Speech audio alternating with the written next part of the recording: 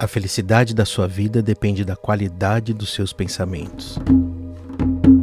Imagine que você trabalha em uma empresa há anos. Você é respeitado, tem uma boa reputação e sua posição garante estabilidade para você e sua família. Mas então um dia você descobre algo perturbador. A empresa está envolvida em uma prática antiética. Você descobre que contratos são manipulados e números são ajustados para esconder problemas financeiros. Ao denunciar isso, você sabe que pode enfrentar retaliações, pode perder o emprego e, se ninguém apoiar você, a segurança financeira da sua família também pode ser colocada em risco. Mas se você optar por ficar em silêncio, estará compactuando com algo que sabe ser errado.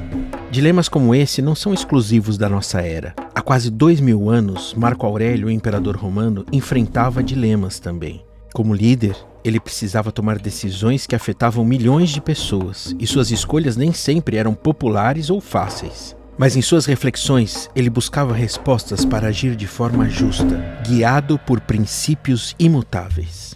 Nesse vídeo vamos explorar como os ensinamentos de Marco Aurélio podem nos ajudar a enfrentar nossos dilemas morais e a encontrar a coragem para fazer o que é certo.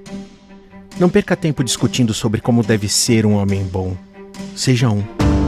Marco Aurélio nasceu em 26 de abril de 121 d.C., em Roma, em uma família nobre. Desde cedo chamou atenção por sua inteligência e inclinação para a filosofia. Aos 17 anos foi adotado por Antonino Pio, que era imperador na época.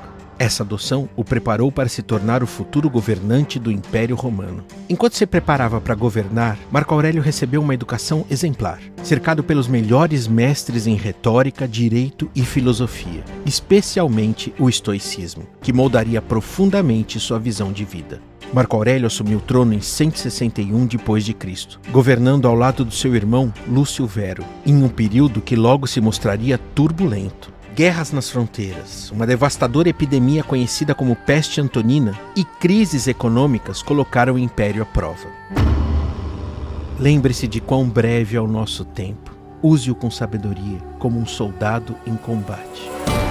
Em meio a batalhas e crises políticas, Marco Aurélio encontrou tempo para escrever suas reflexões pessoais. Esses textos, que mais tarde se tornariam conhecidos como Meditações, não foram escritos para o público, mas como um diário íntimo, uma conversa consigo mesmo para guiar suas ações e fortalecer seu espírito. Para Marco Aurélio, o estoicismo não era uma teoria distante, mas uma prática diária. O estoicismo nos ensina a viver em harmonia com a natureza, aceitando serenamente aquilo que não está sob nosso controle. O verdadeiro bem não é encontrado em bens materiais ou status, mas na prática constante da virtude. As virtudes estoicas, sabedoria, coragem, justiça e temperança, orientavam suas decisões e ações, tanto na vida pessoal quanto como líder do Império Romano. Marco Aurélio frequentemente nos lembra que nossa paz interior não depende dos eventos externos, mas de como os interpretamos. Para ele, a mente tinha que ser disciplinada e o foco direcionado para o que era realmente importante. Outro aspecto central das meditações é a aceitação da impermanência. Marco Aurélio constantemente lembrava a si mesmo que a vida é breve e que o tempo não espera. Esse reconhecimento da transitoriedade das coisas não era um convite ao pessimismo, mas um incentivo a viver com propósito e a valorizar cada momento. Em suas reflexões, ele enfatiza a importância de agir, em vez de apenas falar. O pensamento de Marco Aurélio também é marcado pela aceitação do destino, ou amor fati. Para ele, tudo o que acontece na vida, seja bom ou ruim, é parte de uma ordem natural e racional. Por fim, o pensamento de Marco Aurélio enfatiza a importância da unidade e da conexão entre todos os seres humanos. Ele via a humanidade como uma grande família, na qual todos deveriam agir de forma justa e ajudar uns aos outros, contribuindo para o bem comum.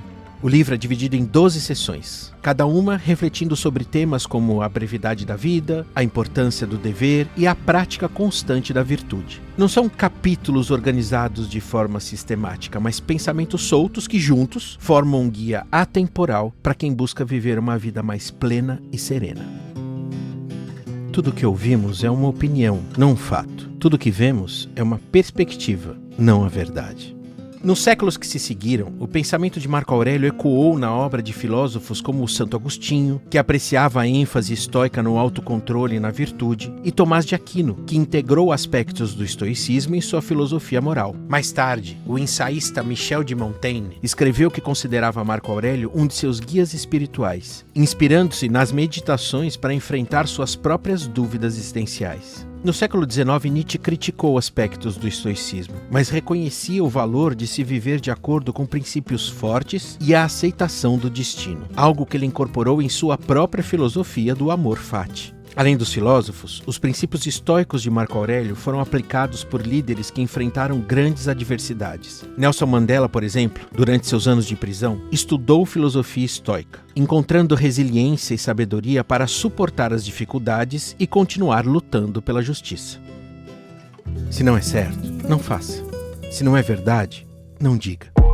Nos últimos anos, o estoicismo experimentou um ressurgimento, especialmente na cultura da autoajuda, no empreendedorismo e no desenvolvimento pessoal. As redes sociais estão repletas de frases estoicas e conselhos inspiradores, mas muitas vezes a essência da filosofia é distorcida ou simplificada para atender a objetivos que nem sempre estão alinhados com os ensinamentos originais. Para alguns, o estoicismo tem sido reduzido a um mindset de sucesso, onde a disciplina e o autocontrole são usados para maximizar a produtividade e alcançar objetivos pessoais e financeiros. Embora a autodisciplina seja uma parte importante do estoicismo, essa visão pode distorcer a verdadeira intenção dos filósofos estoicos, como Marco Aurélio. Para ele, o estoicismo era um caminho para a virtude, não uma fórmula para o sucesso material. Outro exemplo da deturpação do estoicismo é a ideia de que ser estoico significa reprimir emoções, ou ser indiferente ao sofrimento alheio.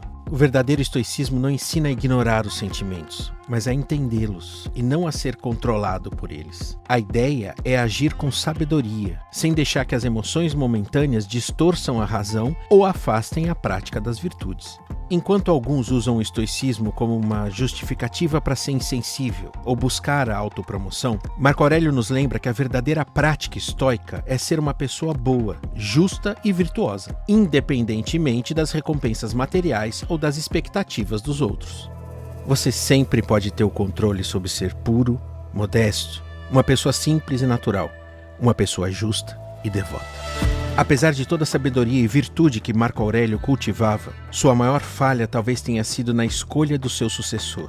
Ele decidiu passar o trono para o seu filho biológico Cômodo, quebrando uma tradição que havia funcionado bem para os 5 bons imperadores, a de adotar herdeiros com base no mérito. Cômodo assumiu o trono em 180 d.C., mas seu estilo de governo foi diametralmente oposto ao do seu pai. Enquanto Marco Aurélio focava na disciplina e na justiça, Cômodo preferia o luxo, os jogos de gladiadores e os prazeres da vida no palácio. Sob seu governo, Roma entrou em um período de decadência. Cômodo desfez muitas das reformas do seu pai e cercou-se de conselheiros corruptos. Sua gestão negligente e os excessos contribuíram para o enfraquecimento do império, preparando o terreno para um período de instabilidade e crises. Você tem poder sobre sua mente, não sobre os eventos externos. Perceba isso e encontrará a força.